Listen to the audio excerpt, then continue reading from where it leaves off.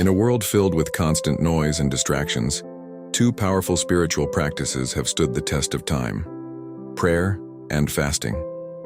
You know, the Bible is absolutely packed with incredible stories about these transformative disciplines, and today, I want to take you on a journey through some of the most remarkable ones.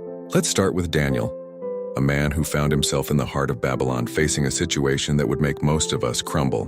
When he and his friends refused to eat the king's rich food, choosing instead to fast and pray, they ended up looking healthier and stronger than all the others. But that's just the beginning of Daniel's story with fasting.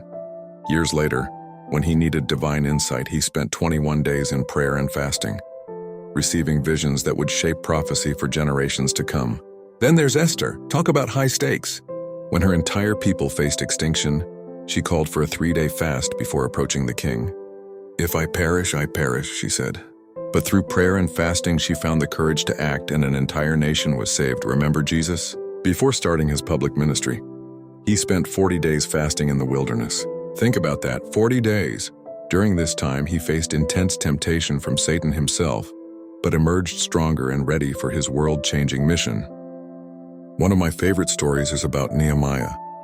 When he heard about Jerusalem's walls being in ruins, he didn't immediately spring into action. Instead, he spent days in prayer and fasting, seeking God's guidance. This led to one of the most remarkable reconstruction projects in history, completing the rebuilt walls in just 52 days. And we can't forget about Paul.